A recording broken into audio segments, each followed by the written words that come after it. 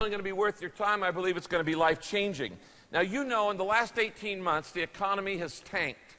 And as a result of that, a lot of people are upside down on their homes. Bankruptcies are on the rise. More people are in debt than ever before, and we're spending more money than we make. Gallup has done a study that showed 64% of all families argue over money, and 74% of all families say we're not handling it wisely. Even more important for this seminar is the verse that we looked at last weekend, which is there on your outline, Luke chapter 16, verse 11. It's a handout outline, the 5 foundations of financial freedom. Luke 16, verse 11. Let's read this verse aloud together. If you have not been trustworthy in handling worldly wealth, who will trust you with true riches? Now, tonight and tomorrow, I've put together an all-star staff, faculty, who are going to help me as we look at all of the different aspects of getting out of debt and staying out of debt. We're going to look at how to live your life for half the price, and Mary Hunt's going to do a 2-part message on that. Dave Ramsey's going to do a message on cash flow planning. Chris Gillard and Ron Blue are going to do a message on creating a spending plan. Tomorrow morning, I'm going to do a message on the 9 steps you must take to get out of debt. And then we're going to look at Minding Your Own Mortgage, Rob Burnaby, who's written that great book. And then at the end of the day, we're going to talk about putting it all together, purpose-driven finances. I think that this will be life-changing for many of you. I remember many, many years ago, before I started Saddleback, Kay and I went to a seminar like this. It allowed us to be able to come to Southern California and start a church with no money, no members, nothing, because we had our finances in order. Now, we're going to begin this 2-day seminar tonight and tomorrow morning. And by the way, I want to welcome those who are watching online around the world. Let's all say hi to everybody. Hi, guys. We're glad you're here. By looking at what I call the 5 foundations of financial freedom. And we're going to run through this really quickly. I have taught this for 30 years. I've practiced it for 40 years. And Kay and I have built our life and our marriage, the financial aspect of our marriage, on these 5 principles, and they are habits you must develop. We're going to go into each of these in more detail tonight and tomorrow morning. Let's get right into it. 5 foundations for financial freedom. Principle number 1 is this: keep good records. You must keep good records if you're going to be financially free. Now, if you want to write this out to the side, this is called the principle of accounting. And the Bible says this in Proverbs chapter 27, verses 23 and 24. Riches can disappear fast, so watch your business interest closely. Know the state of your flocks and your herds. The Bible says you are to know the condition of your flocks. Now, in those days, of course, people were shepherds. Today, God would say, instead of know the condition of your flocks, he'd say, know the condition of your stocks. The point is, in those days, all your money was tied up in either animals or land. And so he said, you need to watch your business interests carefully. In other words, you've got to keep good records. You've got to keep track. And the starting point for getting out of debt is you've got to be aware. People say, I don't know where all my money goes. Then you're already in trouble. And I said this last weekend, money doesn't talk. It just walks away quietly. It doesn't tell you. And the Bible says, Proverbs 23:23, I love this in the Living Bible, get the facts at any price. Now let me give you a little equation. Ignorance of your financial condition plus easy credit equals disaster. Because you're spending money you don't have, and you don't really even know how much in debt you are. Now, there are 4 facts you have to know in order to be financially free. Write these down. I've got to know what I own, what I owe, what I earn, and where it goes. Let me say it again. I have to know what I own. That's my assets. I have to know what I owe. That's how much debt do I really have.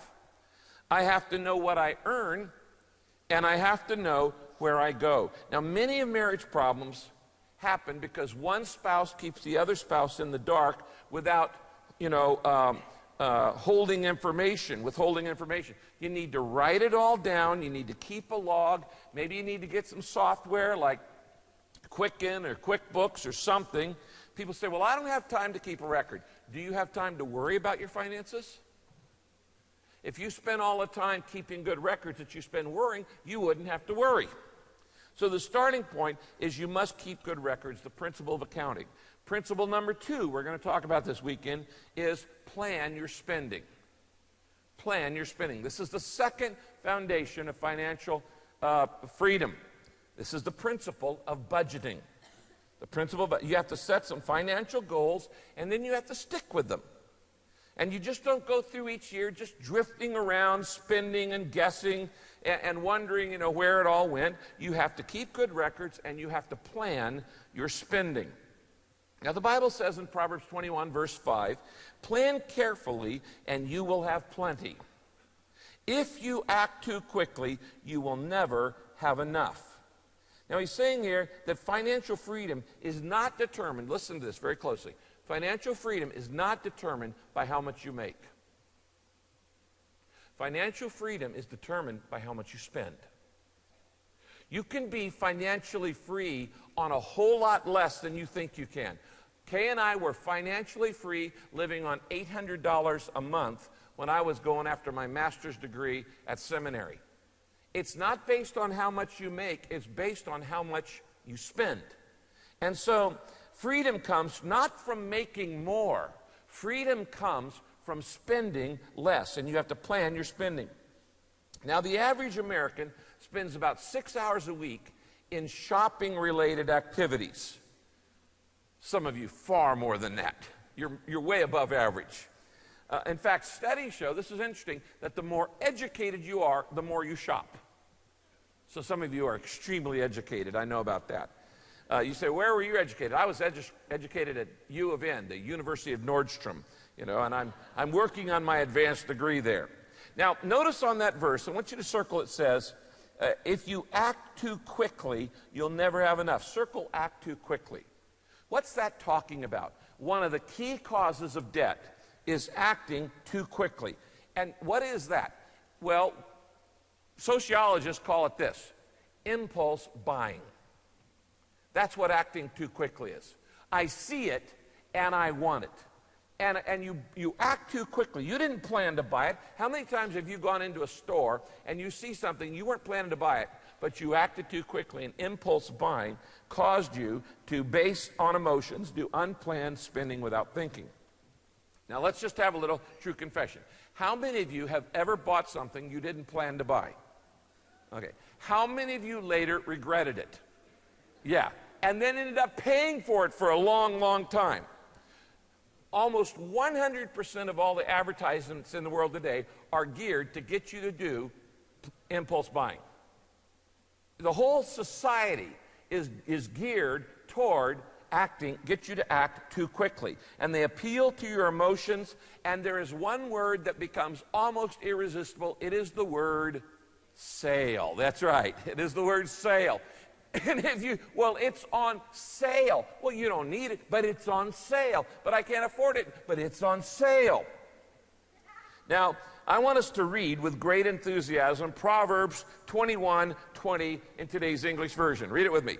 Stupid people spend their money as fast as they get it. Some of you need to put that on your refrigerator. Actually, you need to tape it to your credit card. And if you're not planning your spending, then you're going to spend your money as fast as you get it. And I want to tell you, spending can be like any other addiction. People say, well, I can handle this, I can handle it. And pretty soon you're deep in hock, and you're deeply in debt, and you have become a shopaholic. Now, how do you break the habit of impulse spending? Because that's how you got in debt. By buying things you really didn't need or hadn't planned on buying, but you saw it and you wanted it and you bought it quickly. How do you break that habit? You spell relief, B-U-D-G-E-T. A budget is how you break planned spending. As I said last weekend, a budget is telling your money where you want it to go rather than wondering where it went. When you have a budget, you're in control of your money. It's not controlling you. Right now, your money controls you because you're deeply in debt and you can't keep up with it. But if you have a budget, you're telling your money where you want it to go rather than wondering where it went. And so if you want to get out of debt, the second principle is you got to nip it in the budget. As Barney Fife used to say, nip it, nip it, nip it, okay? And what we're going to do, we're actually going to do a workshop tonight and tomorrow in 2 parts on helping you develop the starting point of a budget for you personally or for your family. Now, a budget should be a matter of prayer. It should be a matter of mutual decision and